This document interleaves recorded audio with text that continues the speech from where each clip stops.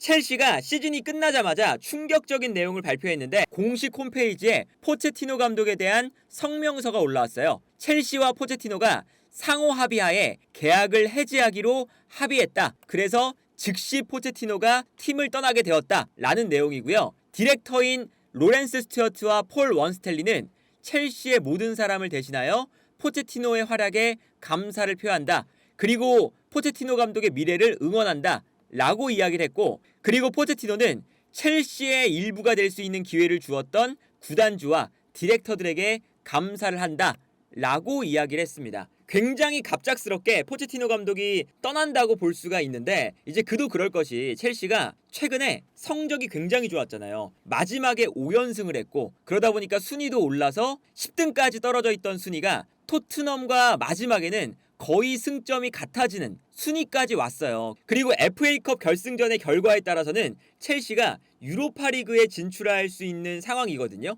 그리고 심지어 마지막 라운드 전에 포체티노 감독이 보엘리 회장을 만났고요. 보엘리 회장이 포체티노 감독을 지지한다는 이야기까지 했다. 그래서 포체티노 감독이 보엘리 구단주와도 만나서 이야기가 잘 됐고, 다음 시즌에 대한 얘기를 지속적으로 하지 않을까. 심지어 마지막의 성적이 굉장히 좋았기 때문에 상승 곡선을 그릴 수 있는 것이 아닌가 라는 얘기가 나왔거든요. 그리고 사실 포체티노 감독을 경질할 거였으면 포체티노 감독을 시즌 중반에, 그러니까 10위까지 떨어졌을 때 그때 경질을 했어야지, 지금 분위기가 올라오는 상황에서는 포체티노 감독을 경질하지 않을 것이다 라는 예측이 대다수였거든요. 그런데 어떤 이야기가 있냐면, 보엘리 구단주는 ESPN의 소식에 따르면 포체티노 감독을 유임하고 싶어 했지만 에그발리, 그러니까 보엘리뿐만 아니라 첼시는 공동 구단주들이 많죠. 그런데 최근 나온 기사에 따르면 보엘리 구단주가 아니라 에그발리 구단주에게 사실상 거의 전권이 넘어간 상태라서 에그발리가 첼시에 대한 영향력을 크게 행사하고 있다고 해요. 그런데 보엘리 구단주는 포체티노를 유임하고 싶어 했지만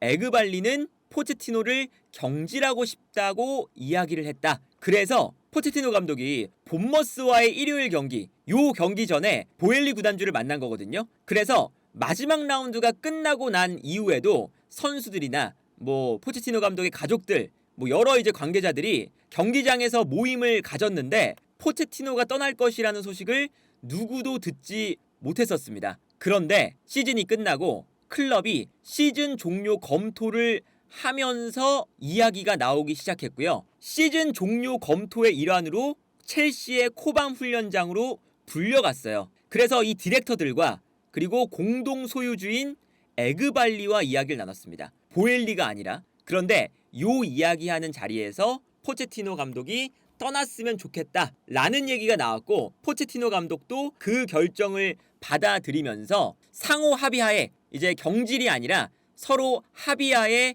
정중하게 나가겠다 라고 포체티노 감독이 받아들였다는 이야기입니다. 그래서 클럽 성명서에 작별 인사를 보엘리 구단주가 한 게 아니라 로렌스 스튜어트와 폴 원스텔리 디렉터들이 했어요. 이 뜻은 이 공동 구단주들 사이에서도 의견이 갈리고, 그리고 영향력이 더 큰 사람의 이제 아무래도 목소리가 클 수밖에 없다 라는 게 이렇게 나오는 거거든요. 그래서 이제 요런 얘기입니다.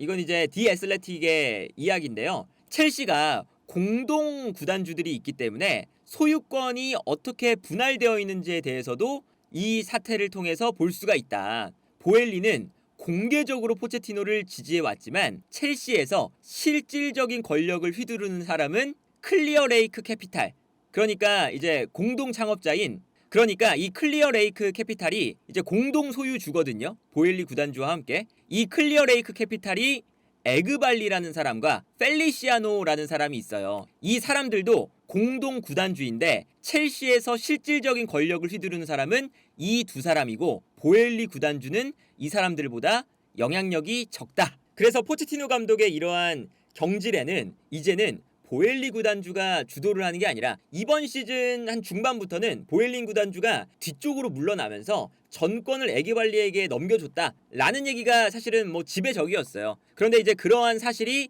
이 포체티노 감독의 사임에 의해서 좀 제대로 밝혀졌다라는 거고, 그러다 보니까 경질이 좀 발표되기 바로 전에 포체티노 감독이 갤러거를 이번 시즌에 이적시키고 싶어 하지 않는다라는 얘기가 있는데 에그발리는 갤러거를 판매하고 싶어 한다. 그래서 이적 시장에 대해서도 포체티노 감독과 에그발리의 생각이 달랐다. 그리고 포체티노 감독은 이적 정책에 대해서 더 큰 발언권이 주어지지 않으면 떠날 것이라는 것도 어느 정도 첼시가 이해하고 있다.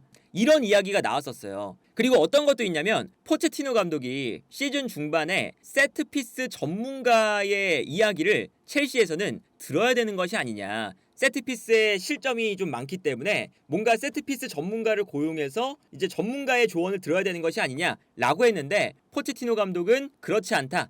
우리 코칭 스태프들이 책임지겠다라고 얘기를 했습니다. 그런데 첼시의 구단주와 스포츠 디렉터, 아까 말씀드렸던 첼시의 디렉터와 구단주라고 하면 포엘리가 아니라 에그발리겠죠? 에그발리는 전문가의 이야기를 들어야 된다는 생각을 했고 그 첼시의 생각들과 포체티노 감독의 생각이 상충되고 있었다. 그래서 포체티노 감독이 실제로 카라바오컵 결승전 이후에 에그발리를 만났는데 그때도 첼시가 포체티노 감독의 이야기와는 다르게 새로운 세트피스 전문가를 임명하는 과정에 있었고 그 이야기를 나누기 위해서 만난 거였습니다. 그러다 보니까 이제 포체티노 감독과 보엘리 구단주는 문제가 없지만 에그발리와는 어느 정도 포체티노 감독이 이적 시장이라던가 뭐 세트피스 코치를 새롭게 선임하는 부분이라던가 이런 것들에 생각이 다르다 보니까 이제 에그발리는 포체티노를 떠나보내겠다라고 결정을 한 것으로 보입니다. 그런데 여기서 이제 아쉬운 건 첼시가 지금 이제서야 포체티노 감독이 어쨌든 자리를 잡으면서 조금씩 좋아지고 있고 뭔가 이 선수단의 조합을 마지막에는 좀 찾았어요. 파머를 기본적으로 극대화시키면서 니콜라스 잭슨과 연계 플레이를 좀 하게 만들고 그리고 이제 측면 지역에서 스털링이라던가 무드릭 혹은 이제 부상에서 복귀한 은쿤쿠 같은 선수들이 니콜라스 잭슨이 수비를 끌고 내려오면 침투에 들어간다 라던가 아니면 쿠쿠렐라가 중앙 지역으로 들어오면서 카이시에도 옆에 있는 미드필더 이게 엔소 페르난데스가 될 수도 있고 갤러거가 될 수도 있지만 순간적으로 올라가면서 공격 숫자를 늘린다 뭐 이런 식으로 사실 뭐 인버티드 풀백을 활용하는 부분이라던가 여러 측면에서 포체티노 감독이 한 시즌 동안 뭔가 조합을 맞춰보다가 조금씩 맞춰지면서 성적이 좋아지고 있었거든요. 그리고 심지어 시즌이 끝날 때쯤에 뭐 엔소 페르난데스라던가 이제 첼시의 선수들이 포체티노 감독이 부임한 이후에 우리가 자리가 잡혔다, 뭐 감사하다 이런 지지 발언들을 하고 있었어요. 그런데 이 좋은 분위기가 가고 있는 상황에 갑자기 감독이 교체가 된다. 사실은 포체티노 감독을 경질을 해야 됐던 타이밍은 이번 시즌 중반에 정말 10등까지 떨어졌을 때 그때 경질을 했으면 모르겠는데 지금은 또 분위기가 좋아지고 있는 상황에서 왜 이렇게 개선되는 타이밍에 경질을 할까라는 게 약간은 좀 타이밍적으로 좀 안 좋다. 그리고 이렇게 분위기가 좋을 때 경질이 되어버리면 아무래도 뭐 선수단이나 이제 여러 측면에 악영향이 있을 수도 있으니까 아무래도 좀 조심스럽게 경질했어야 되는 것이 아니냐라는 얘기가 나올 수가 있는데 일단 첼시는 이 에그발리 구단주가 포체티노 감독을 빠르게 경질하고 이제 본인이 주도하에 새로운 첼시를 좀 구상하겠다라는 거거든요. 이제 아무래도 뭐 보엘리에서 에그발리로 넘어오다 보니까 주도권을 가진 사람이 바뀌기 때문에 포체티노 감독이 경질되는 것도 있어요. 이게 뭐 그렇게 좋은 거라고 볼 수는 없겠지만 에그발리가 또 잘 운영하면 또 좋게 흘러갈 수도 있는 거거든요. 그래서 에그발리가 구상하고 있는 포인트는 어떤 거냐면 젊고 재능 있는 감독을 임명해서 사비 알론소 프로젝트를 만드는 것이다 라고 이제 로마노가 보도를 했습니다. 그러다 보니까 뭐 포체티노 감독과 뭐 세트피스 코치를 선임하는 과정이라던가 아니면 이적 시장을 진행하는 과정이라던가 구단이 장기적인 틀을 만드는데 포체티노 감독과 생각이 다르니까 미련 없이 포체티노 감독을 떠나보낸다는 선택을 하지 않았나. 그래서 지금 첼시는 젊은 감독들 이번 시즌에 아주 좋은 모습을 보여줬던 슈투트가르트의 헤네스, 지로나의 미셸, 그리고 입스위치 타운의 맥케나, 레스터시티의 엔소 마레스카 이제 최근에 떠오르는 젊은 감독들이죠. 이번 시즌에 굉장히 좋았던 감독들 이런 감독들을 노리고 있다 이야기가 나오고 있습니다. 그리고 사실 이런 이제 그 젊은 감독들을 원하는 기준도 어느 정도는 있는 것 같아요. 그러니까 뭐 예를 들면 뭐 아모림 같은 감독은 아무래도 좀 3백을 쓰고 그리고 볼을 조금 더 이제 소유하는 편이기 때문에 현재 첼시의 스쿼드와는 적합하지 않다. 그래서 아모림은 제외했다. 뭐 이런 이야기도 나오거든요. 근데 그것도 이제 굉장히 맞는 말 중에 하나예요. 지금 첼시는 기본적으로 빠르고 그리고 볼을 소유하는 것도 좋지만 조금 더 적극적으로 압박을 하고 달려나가고 그런 것에 적합한 선수들이 많기 때문에 아모림 감독의 스타일과는 조금은 다른 부분이 있거든요. 그리고 지금 가장 많이 이야기가 나오고 있는 감독이 뭐 맥케나라고 할 수가 있겠죠. 맥케나가 이번 시즌에 입스위치 타운을 3부 리그에서 2부 리그로 끌어올린 다음에 바로 또 1부 리그로 끌어올리는 아주 좋은 모습을 보여주고 있기도 하고요. 이 맥케나가 매우 공격적인 감독이에요. 특히나 이번 시즌에 첼시가 사실은 뭐 결정력이 부족하다고 했지만 기본적으로는 득점이 좀 아쉬운 시즌이었죠. 물론 감독이 바뀐다고 해서 니콜라스 잭슨이 갑자기 득점을 많이 한다. 뭐 그렇게는 볼 수 없지만 일단 맥케나 감독이 입스위치 타운에서 92득점, 리그 득점 1위에 달하는 성적을 기록했습니다. 그러니까 기본적으로 이 감독 자체가 매우 공격적인 모습을 일단 입스위치 타운에서 보여줬어요. 다만 약간 수비적으로는 흔들리는 모습을 보여줬는데 이 수비적으로 흔들린다는 게 기본적으로는 입스위치 타운의 선수들이 챔피언십에서도 중위권 혹은 하위권으로 분류가 되었었거든요. 처음에는. 그런데 일단 좋은 성적을 낸 거라서 선수들이 역습을 차단하는데 약간 개인적인 능력이 부족해서 이렇게 실점이 좀 많아진 게 아니냐. 그리고 심지어 실점도 엄청 많은 편도 아니에요. 리그에서 7번째로 실점이 적은 팀입니다. 이제 그러다 보니까 성적에 비해 실점이 많다라는 거였는데 이것도 첼시의 재능 있는 선수단이면 충분히 커버할 수가 있다 라고 이제 판단하지 않았나 싶어요. 뭐 개인적으로 생각했을 때는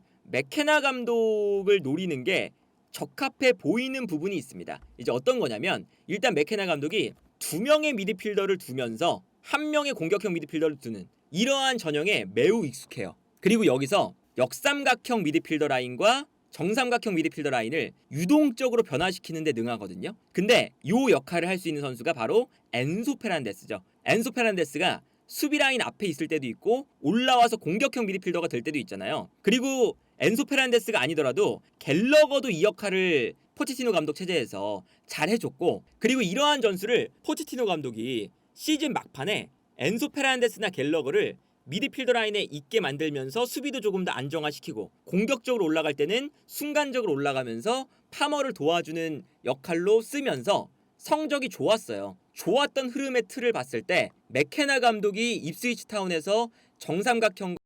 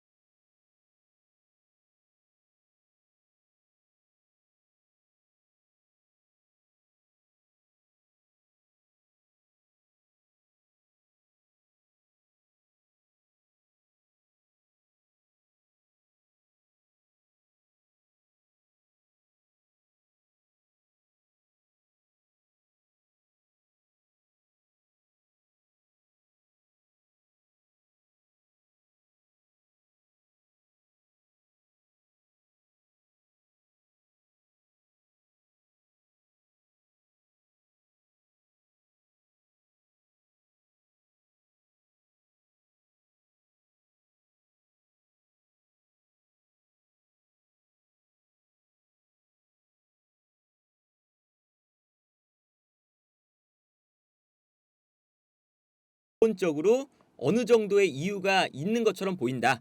그래서 물론 이제 새로운 감독이 어떤 감독이 될 줄도 모르고 그리고 기본적으로 이렇게 구단의 영향력에 따라서 이제 구단이 이렇게 확확 바뀐다는 게 좋은 흐름은 아닌 것처럼 보인다. 라는 생각이 들긴 하지만 기본적으로 첼시가 가진 이 선수단의 잠재력이 풍부하기 때문에 새로운 감독이 왔을 때 첼시가 기대가 되기도 하고요. 그리고 사실 포체티노 감독이 이번 시즌에 최근에는 좋았지만 뭐 예를 들면 엔소 페란데스를 공격형 미드필더로 쓴다거나 그리고 치렐이라던가 마트센 이런 이제 공격적인 풀백들을 측면 공격수로 쓴다거나 약간 이해할 수 없는 기용을 보여줄 때가 실제로 많았었거든요. 그래서 포체티노 감독이 이제 첼시의 스쿼드에 비해서 떨어지는 성적을 낸 것도 사실이에요. 그렇기 때문에 시즌을 총평할 때 성적에 대한 문제, 전술적인 문제 이런 것들도 충분히 포체티노 감독이 지적을 받을 수가 있기 때문에 포체티노 감독이 떠난 것은 매우 갑작스럽지만 어느 정도는 이해되는 부분도 있지 않나 라는 생각이 들고 어쨌든 다음 시즌 첼시가 어떻게 변화할지 첼시가 기본적으로는 뭐 재정적으로 풍부한 팀이기 때문에 물론 이제 포체티노 감독의 위약금도 발생할 수도 있고 돈은 있지만 FFP 때문에 선수를 영입하지 못하는 상황도 어쨌든 발생할 수 있지만 다음 시즌의 새로운 첼시가 궁금해지는 것도 사실이지 않나 싶네요.